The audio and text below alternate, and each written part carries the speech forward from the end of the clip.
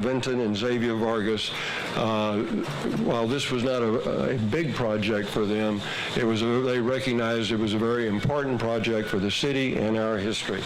And I also want to recognize our landscape architect, Lauren Griffith. Also, I want to recognize Bellows Construction, represented today here by their president, Jack Bellows, Vice President Tim Taylor, Jim Japson, and Joanna McCoy.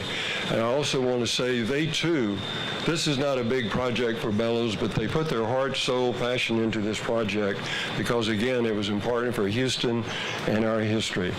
I would be remiss if I didn't acknowledge my friend and co-chair of the advisory board, David Jones, who I worked with previously on the Bush and the Baker statute.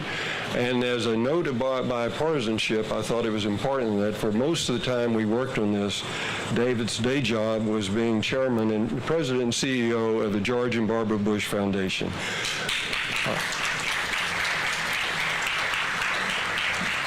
Almost day to day, my contact with the city was through Andy Aiken, who provided steady leadership, guidance on this important project. So thank you very much, Andy.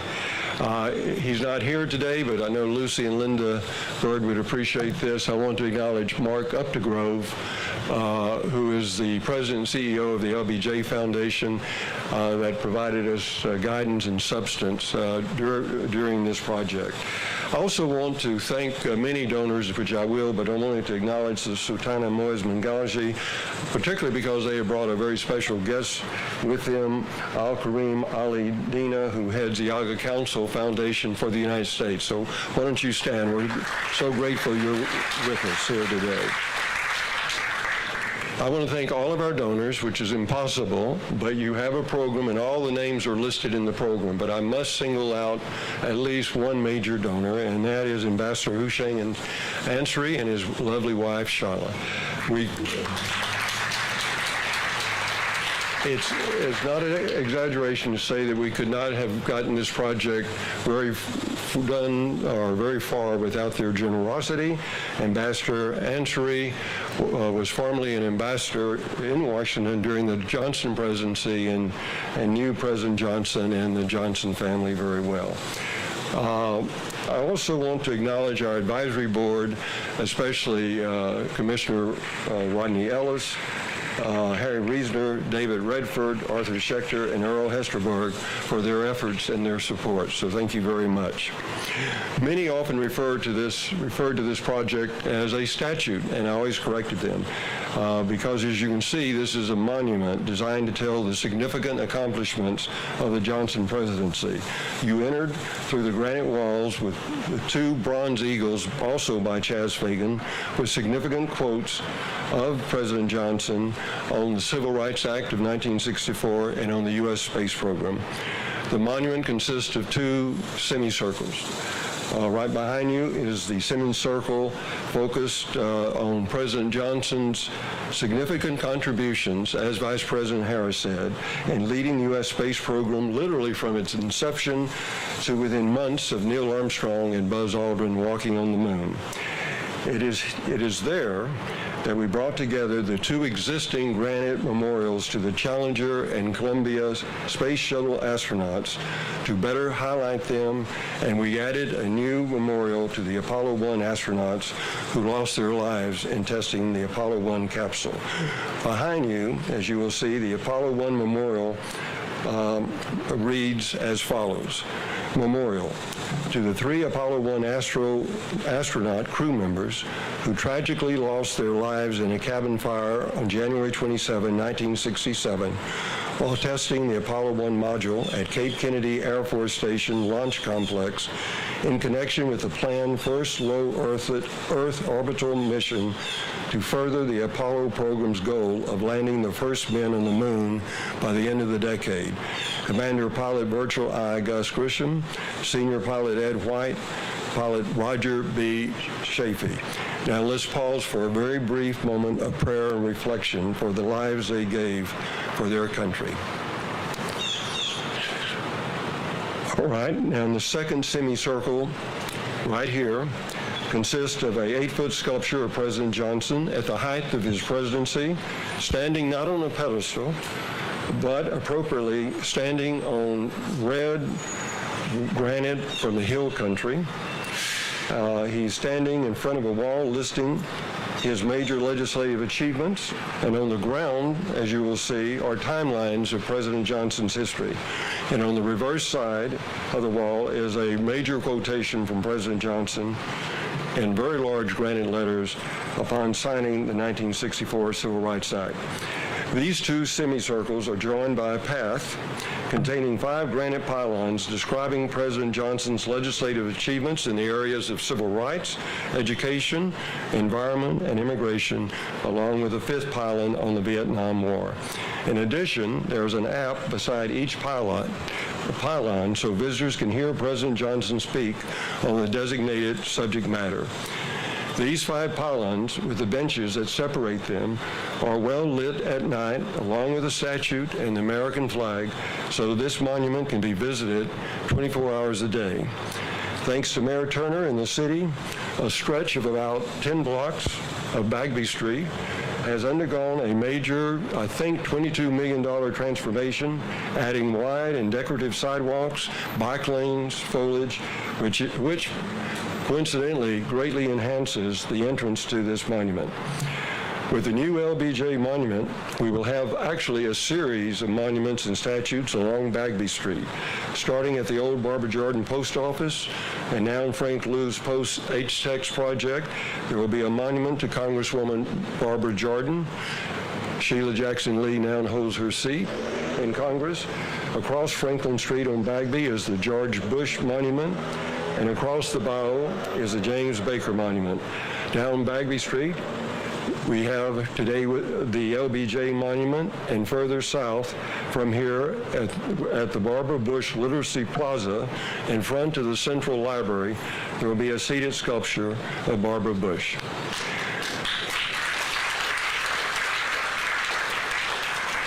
I brought to this project my strong belief that the civil rights movement was a defining event for my generation, and no one played a bigger role than President Johnson, with strong support of the civil rights movements in bringing about legislation that achieved after 100 years the goals of President Lincoln and Grant of providing basic legal rights for all Americans in public accommodations, housing, and yes, voting rights. As an immigration lawyer, I also knew the impact of President Johnson's 1965 Immigration Act that literally changed the face of America. Nowhere more so, as the mayor often mentions, here in Houston, allowing immigration to the United States, not based upon one's country of origin, but based upon one's job skills and family reunification. I should point out here that about 50% of all of our donations actually came from first-generation immigrants to the United States, which reflected their appreciation. In raising funds, I had my elevator pitch down pat. I always started with the fact that we were going to honor, as the mayor mentioned, a Houston school teacher that brought about more significant and lasting legislative change to America than I believe than any president in American history. And I checked that with Mark, Lucy. Creating the basic framework of our country today, including Medicaid, Medicare, the civil rights bills, immigration reform, NPR, PBS, Head Start, first federal aid to education, environmental legislation, food and safety legislation, and so much more. Today, frequent articles ask the question of whether or not President Biden will be a transformational president. And then they all add, like FDR and LBJ. For me, this journey started not 6 years ago, but in Corpus Christi, when I wandered into the back of an school auditorium in 1960 to hear and to be blown away by a force of nature. I had never heard or seen anyone like Senator Johnson, and I followed him into the student cafeteria with a handful of other students, holding on to every word he spoke. Just 6 years later, I wound up working for President Johnson as an intern in the U.S. Department of Justice. I also felt somewhat destined to initiate this project in some very small part because young Lyndon Johnson lived in a home at 435 Hawthorne Street in Montrose area. Many of you know that. With his aunt and uncle when he was teaching here in Houston, right behind my home, our home, I should say. And by the way, in acknowledging everyone, when I just looked out, I forgot the most important person to acknowledge, my wife, Lily, for allowing me to work on this project for so long. And I've often imagined being in my yard, whether or not young Lyndon Johnson, because he lived right behind us, walked across that yard. On a final note, the favorite words in any speech, as a Texan starting my legal career in New York, I always felt Lyndon Johnson was never given the recognition for all of his achievements that we recognize today.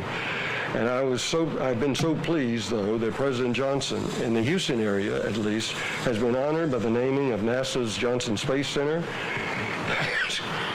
excuse me, Harris County's Lyndon Baines Johnson General Hospital, and the Holocaust Museum Houston's Lyndon B. Johnson Moral Courage Annual Award, recognizing that Congressman Johnson for helping Jewish refugees before, after, and during World War II seek refuge in the United States.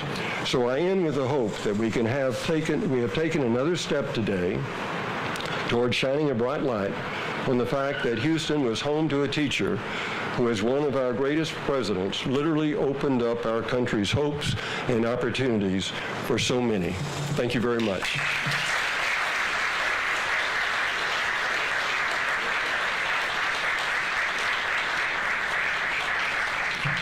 Thank you, Charles, and thank you for your leadership. I also do want to acknowledge Commissioner Rodney Ellis from Precinct 1 from Harris County, Bishop James Dixon of the Houston chapter of the NAACP, and Bob Urey from the Downtown Management District.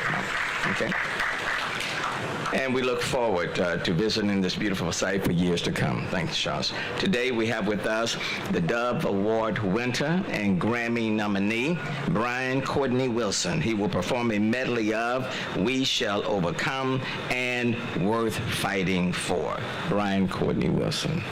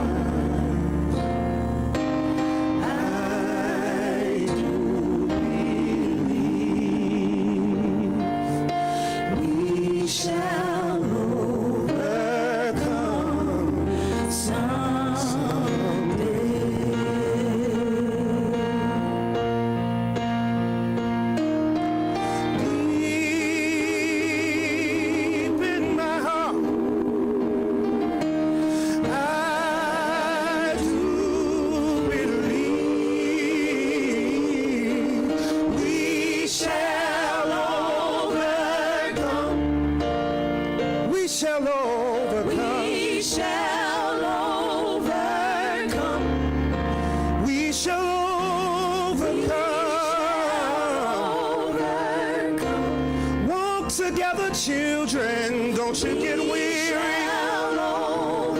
There is so much more to be realized. Eyes have not seen, ears have not heard what it means for us all to win someday.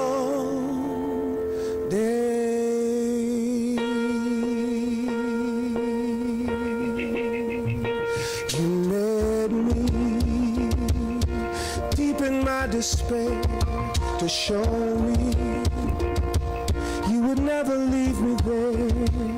You claim me 'cause I was made for so much more. I am your child, and I'm worth fighting for. Though heavy with the weight of my mistakes, you carried me and refused to let me sink under the pressure. You meant for me to soar. I am your child, and I'm worth fighting for. Eyes haven't seen, ears haven't heard all you have planned for me, and nothing can separate me from your love when there's so much more still worth fighting for. Now I'm moving by faith and not by sight towards victory. By the power of your might, you're straightening out my path, opening every door. I am your child, and I'm worth fighting for. Eyes haven't seen, no, all you have planned for me, and nothing, no nothing separates me from your love. When there's so much more still worth fighting. Eyes haven't seen, ears haven't heard all you have planned for me, and nothing, no nothing separates me from your love. When there's so much more still worth fighting for, and that's why I'm pressed towards the mark, because the calling on my life is worth fighting for, and I keep my mind stayed on my King, because the peace it brings is worth fighting for, and I'll be faithful for my wife and children, because my family, yes, it's worth fighting for. No, this world is not my home, but your kingdom here is worth fighting for.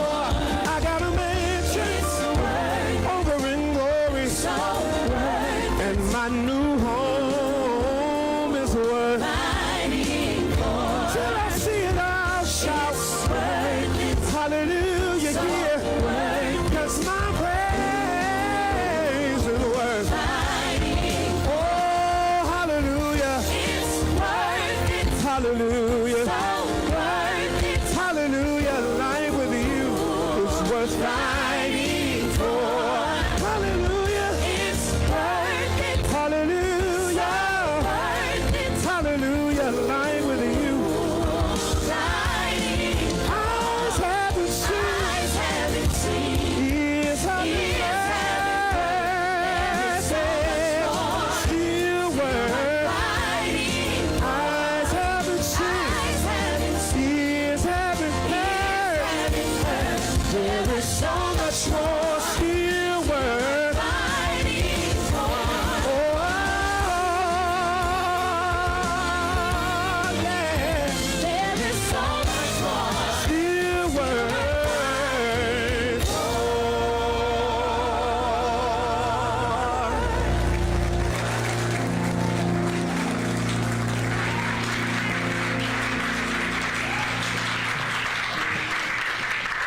Thank you, Brian, and your entire group.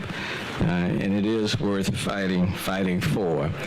And as Brian and the group was singing, Lucy, what came through my mind was that your dad did not know these championship debaters. He did not know the vice president today, didn't know this mayor.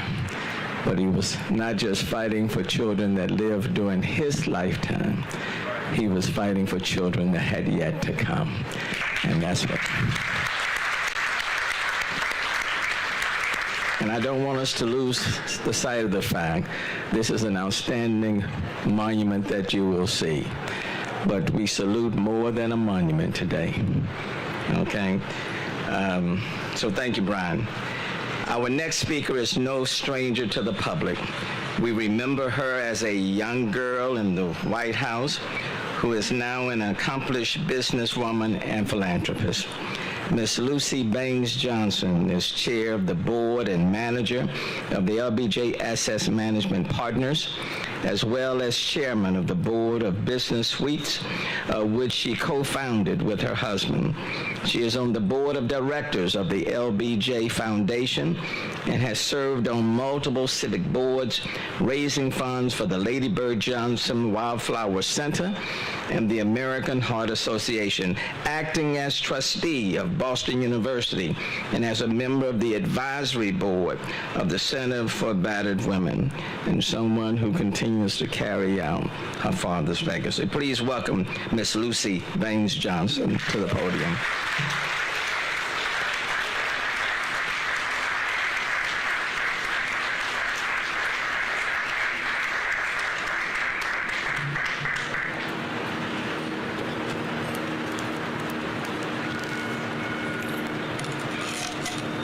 Charles Foster, I want to follow in your footsteps and make sure that I don't forget before I get started acknowledging the wonderful family members I have here. Of course, the one who came first and who I idolized from the time I was a little girl, my sister, Linda Johnson Robb.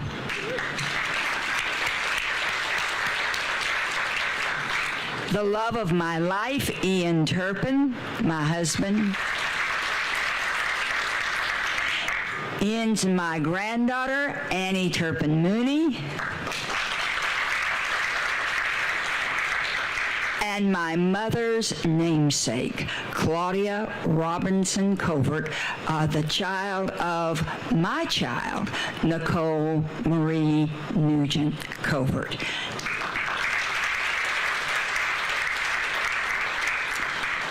Thank you, Mayor Turner, Mr. Foster, and all who have given their time, talent, and treasure to make this dedication possible in the life of the Lyndon Baines Johnson Memorial Park. My sister Linda and I could not be more grateful.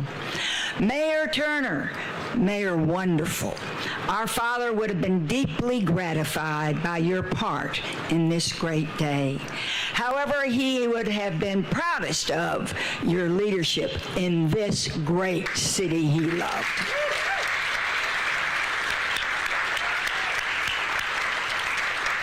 He fought so hard to make it possible for talented people like Vice President Harris and you to use your remarkable intellect and tireless service to achieve impossible dreams for all of our people.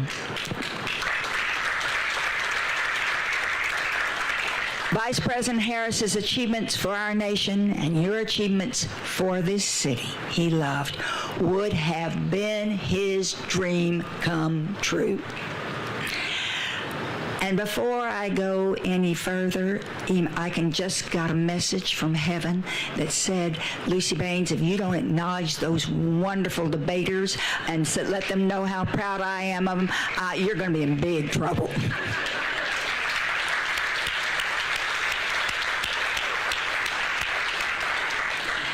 There are so many noble causes knocking on the doors of Houstonians.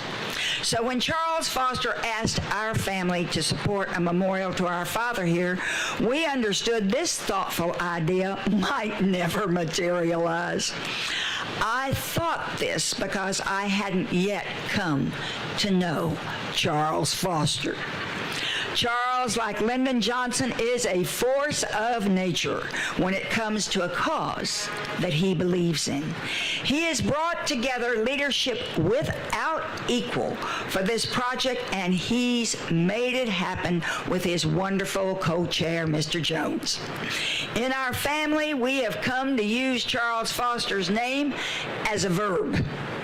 When you have been fostered, it is easier to just do what he's asking you to do than it is to find an acceptable excuse why you can't. After all, his asks are never for himself.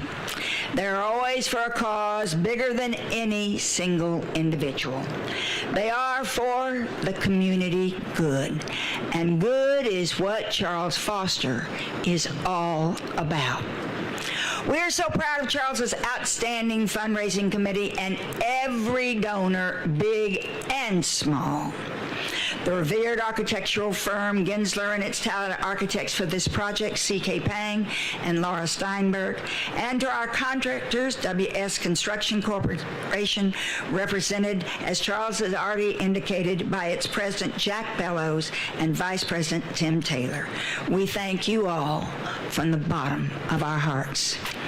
Alas, as Charles has already informed you, the remarkable sculptor, Charles Fagan, cannot be with us. But the life that he has breathed into this phenomenal sculpture of our Father makes our hearts sing, and I hope it will yours. Finally, we want to thank major donor whose friendship matters deeply to our family. Ambassador Hussein Ansari and his wife Shala. Without their support, we cannot bear the thought. Oh, how our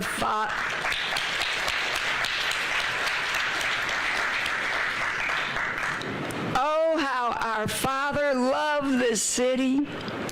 Houston gave him his first job after college at Sam Houston High School, but more importantly, it provided him opportunities and friendships he cherished all the days of his life.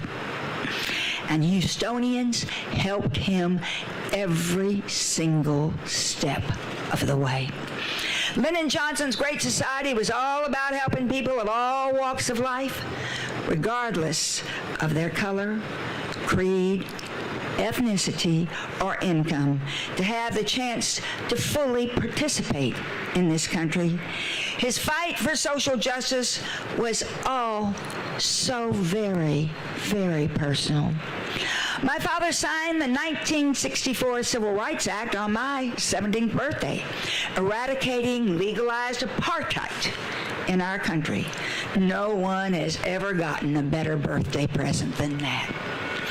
And 56 years old, 56 years ago, this very day, I was there when our father signed the Voting Rights Act into law, making it possible to vote regardless of the color of their skin, regardless of their ethnicities, and regardless of their incomes.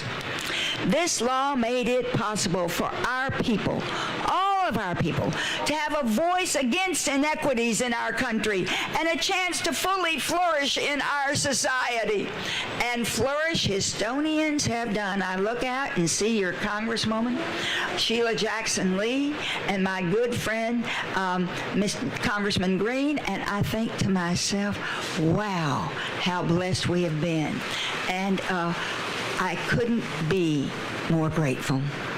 I was there in the shadow of the Statue of Liberty in 1965 when the last Comprehensive Immigration Act was signed, opening our borders to people around the globe coming to our shores seeking liberty and justice. It is so fitting in this major American port for Houston's renowned immigration attorney to champion a statue for a man who believed our immigrants from every corner of the globe made us all a better nation.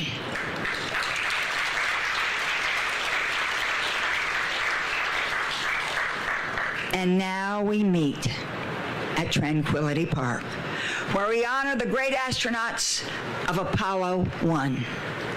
Our father would have been thrilled to be honored here. He worked his heart out to help build America's space program. The Kennedy-Johnson mission to land a man on the moon happened July the 24th, 1969, 6 months after our father left office, and 8 years after President Kennedy selected Lyndon Johnson to head the National Aeronautics and Space Council, NASA's charge to land a man on the moon was no longer a mission. It was a fact. Honoring our father on the same grounds that you honor the heroes of Apollo 1 would have meant a great deal to Lyndon Johnson, and it does to his family. Our hope is that this expression of Houston's love will inspire future generations of Houstonians to dream great dreams of service and make them all come true. On his birthday, August 27th, 1964, at the Democratic National Convention, Lyndon Johnson said, "The contest is the same we have faced at every turning point in our history. It is not between liberals and conservative. It is not between party and party or platform and platform. It is between courage and timidity. And I want to tell you, ladies and gentlemen, I have never seen such courage as all the great civil rights leaders who have been marching for the last months to try to do what we can to restore the guts of the 1965 Voting Rights Act. And I'd like you all to stand.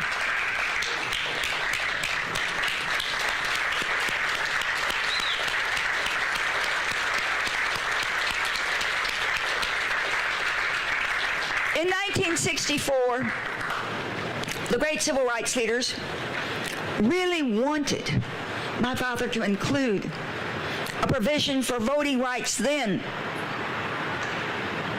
And he said, "I want to with all my heart, but I don't have the votes.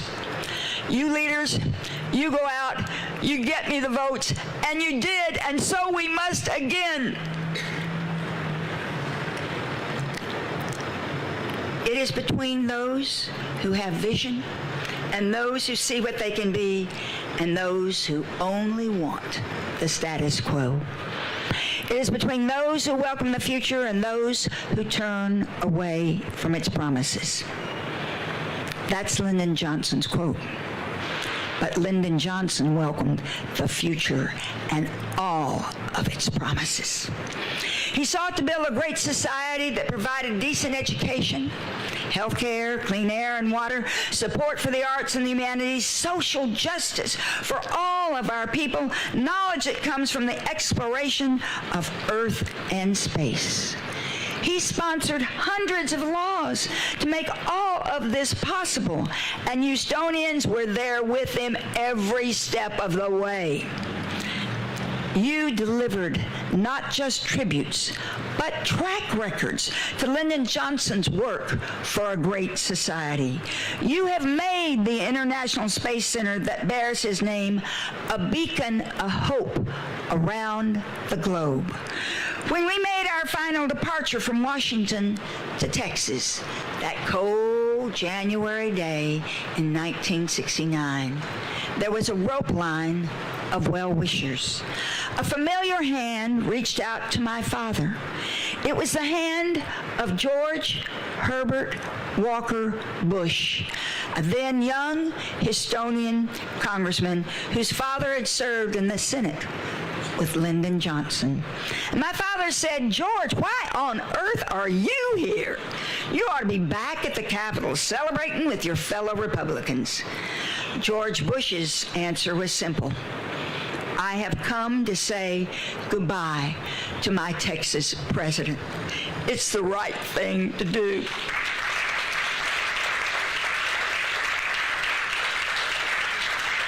There were tears in my father's eyes and in mine. This young congressman could have been back in the rotunda celebrating a great victory.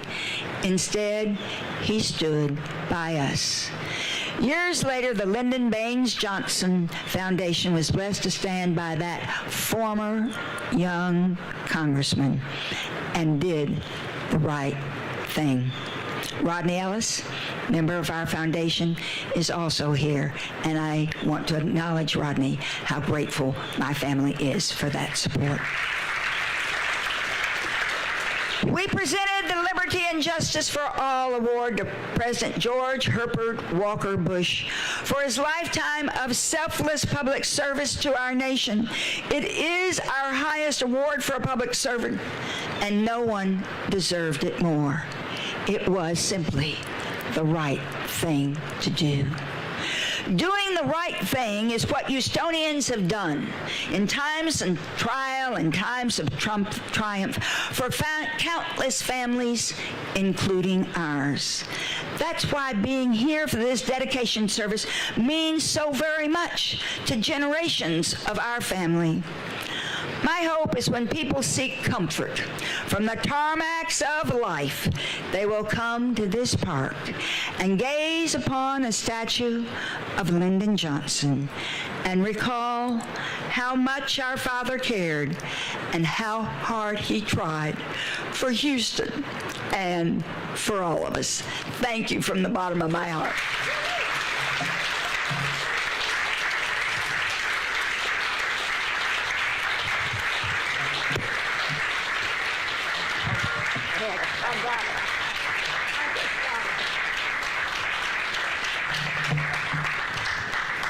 Thank you, Lucy, for those very poignant remarks, and really appreciate it. And also joining us today is LBJ's eldest daughter, Linda Birdrob. She served as chair of the board for Reading is Fundamental, the nation's largest children literacy organization, as well as chair of the President's Advisory Committee for Women. She is a magazine editor who serves as First Lady of Virginia from 1982 to 1986, and as Second Lady of Virginia from 1978 to 1982. I want to welcome Miss Linda Bird-Robb to the stage.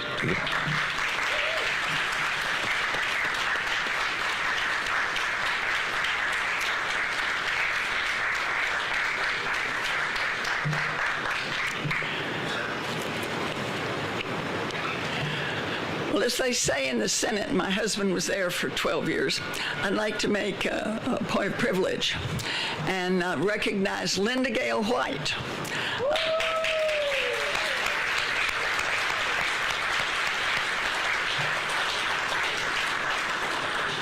Linda Gale and I served our husbands and our states when we were all together in the Governors Association, and I'm so pleased to see you here today, Linda Gale. You know, always good to see friends in the audience, you know, and all of you are friends.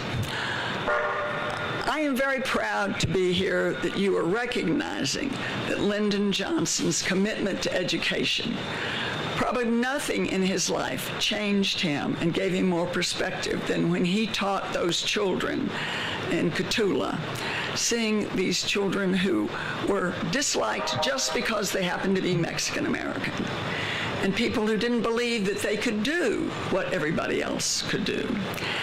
And then he came to Houston, and you opened your arms and gave him a job teaching school here. Now, that means a lot to me, particularly because I have a daughter who has been teaching in public school, high school math, not my fort, but for 19 years now. And as a matter of fact, she starts school next week teaching. Much to her chagrin, they've decided to start school before Labor Day to make sure we get a little more education, hopefully, into those children. So for you to recognize his service here to education of all children, and particularly those high school children who he taught debate to, raises my spirits. Because Daddy was always a teacher. And what he would teach us today is that we must pull together. They're not Republican issues or Democratic issues or white issues or issues for people of color. It's American issues. These are things that are important to all of us. And our country is only going to make it if we all pull together and That is what we should be working on. How can we reach out to everybody? How can we explain that this is important, not just for one group or another group, but for everybody in this country, to have a country that wants us all to participate. And that's, thank you, Lucy. And that's what it's all about. Now, Lucy has been going around speaking out just everywhere she can to work, get everybody to work hard on the Voting Rights Act. And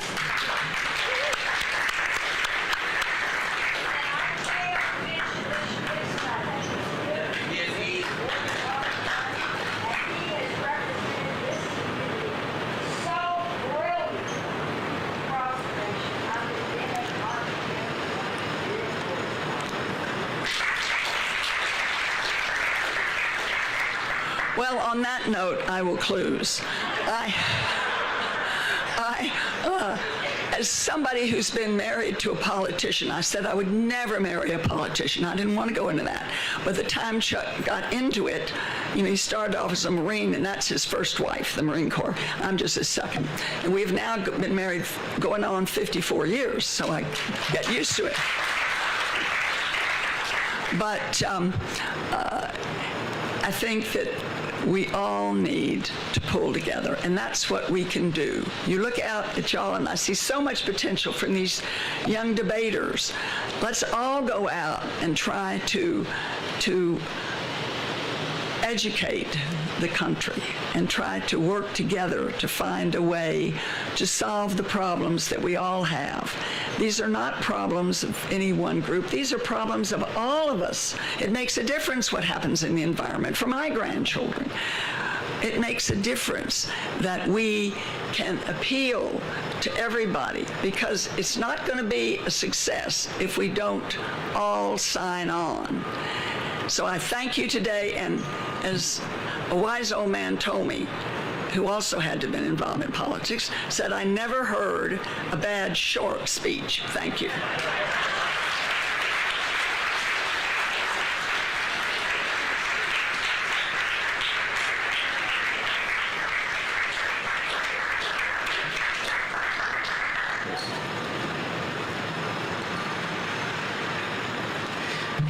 Thank you so very, very much, Linda Bird Robb. Thank you. Thank you. Outspoken Bean is a performance poet, writer, compassionate mentor, and educator. He is the city's poet laureate. In 2017, he was the Mayor's Office of Cultural Affairs Artist in Residence and the 2016 Andy Warhol Foundation for the Visual Arts and the Idea Fund recipient. He has written something special for this occasion, so let's welcome him to the podium, Outspoken Bean.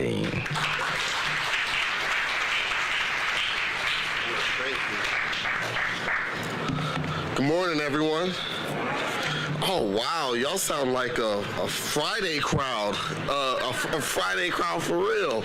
I'm happy to be here, and it's an honor to be here in front of you all. Thank you for having me, Mayor Turner.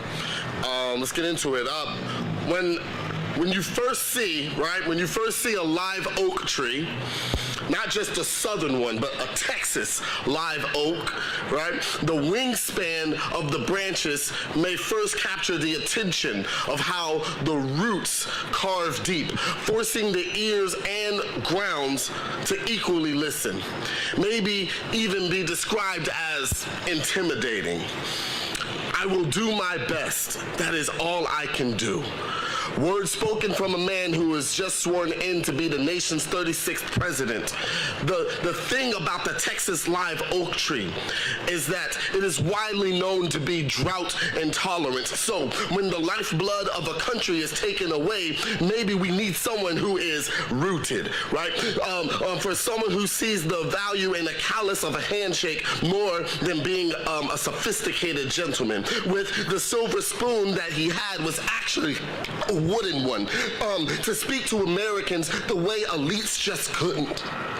Live oak trees are made to be in eviction notes to Jim Crows, while being the home of owls, squirrels, and bees, a true microcosm of a great society. If you think about legacy, LBJ's legacy monument isn't one of stone, but it was one of his signature.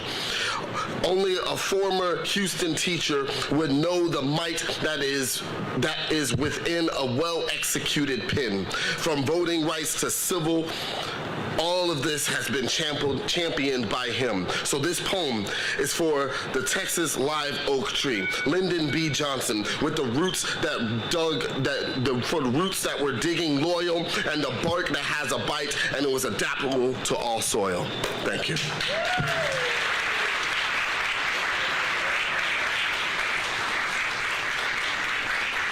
Thank you, Outspoken Being. Thank you. Our final speaker of the day is co-chair of the LBJ Monument Advisory Board and has recently retired from the George and Barbara Bush Foundation as their chief executive officer. He is an accomplished nonprofit fundraising consultant and also gives his time to many professional and philanthropic organizations. Please welcome to the microphone Mr. David Jones, co-chair for the LBJ Monument, to offer his remarks.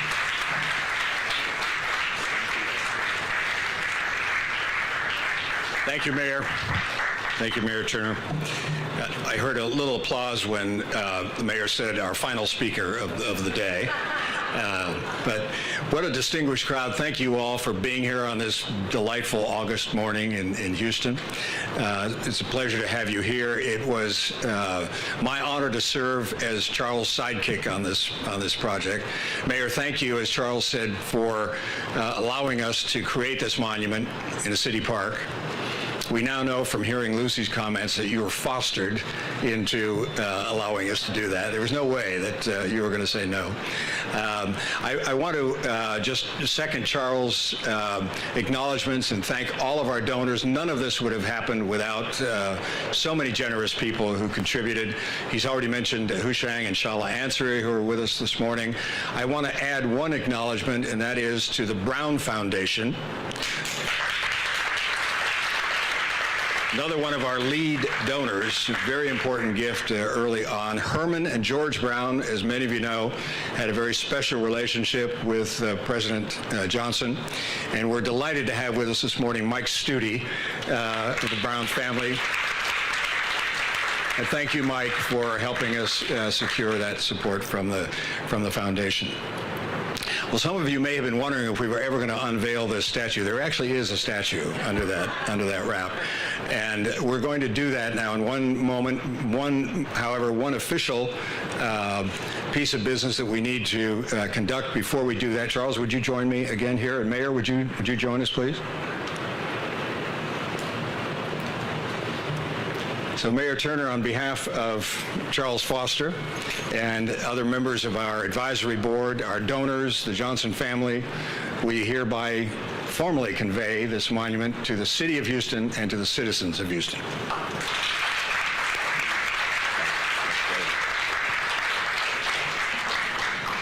And now if you just stay up here, and I invite members of the Johnson family to join us, please. We're going to go ahead and unveil Chaz Fagan's art.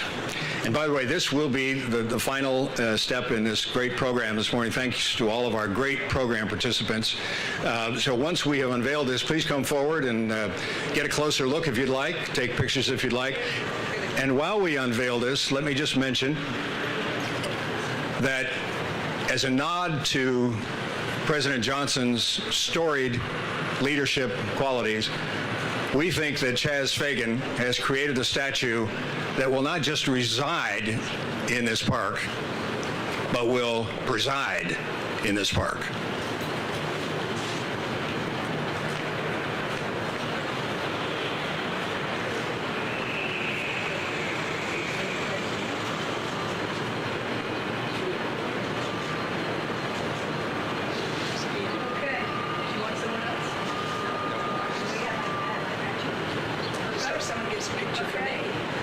We're all getting photos, and on the count of three, just tug.